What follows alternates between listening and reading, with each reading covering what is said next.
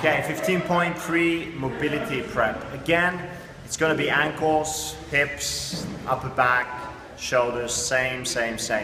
Okay, but we're going to kick it off just with the ankles, work our way all the way up, and then we're going to do a little thing with the wrists as well. So, for the wall balls, if you have issues with the ankles, a very simple one, close the pull-up rig, foot up high. You can do the same stuff we did previously with the hips forward and backwards, side to side, and with a rotation. Or you can wind your foot up and just squat down partially to drive the knee forward. Again, you're thinking of, hey, can I have a good position at the bottom of that wall ball? Okay, so that's for the ankle. Next, for the hip, obviously a lot of options. Recommend you do the 27 squats if you haven't tried that before. We've got a different video on that. Just getting inside the band, winding up for the hip. The band is a little bit too high on this setup, but you guys get the gist. Knees underneath my hip, foot goes in, push the butt back and then rotate in. And again, pushing the butt backwards and towards the side that I'm mobbing, just to open up that joint.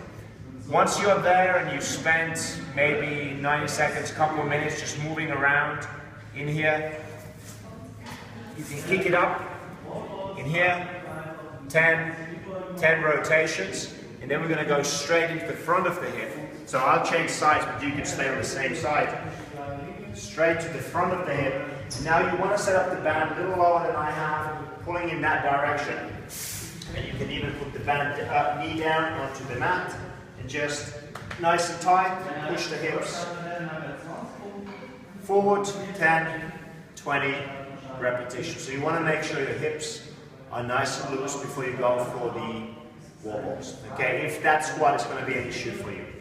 Now, if it's more a question of your shoulder, a couple of simple ones. One is to improve that wrap position on the wall ball and the overhead.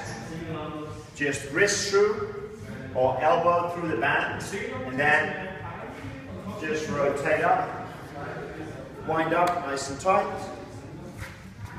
And again, you can contract, relax, so squeeze the elbow down, relax, let the elbow come up, keep the belly nice and tight.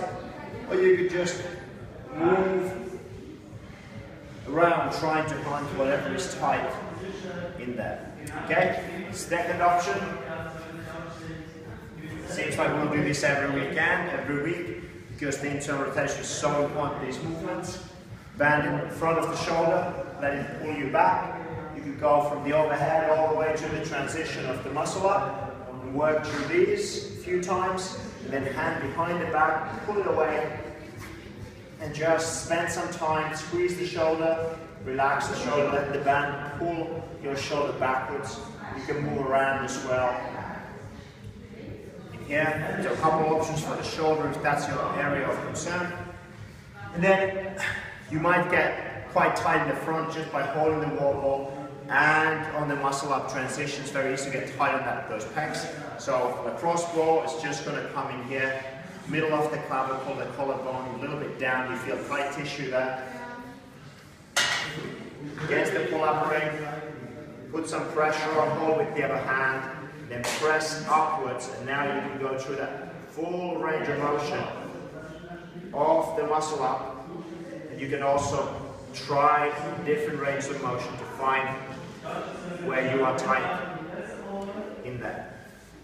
And then finally, the last piece, make sure your wrists are warmed up. Could be something as simple as keeping the elbows close and rotating the wrists through the full range of motion. Or if you have small little weights like 1.25 kgs, 2.5 pounds, just grab them, elbows nice and tight, and do some full circles both ways. Make sure you have that full range of motion available for yourself for those double unders, that you can keep the elbows nice and tight, and you should be ready now after doing all that shoulder prep to have nice and solid double unders as well. So, lots of options for you guys.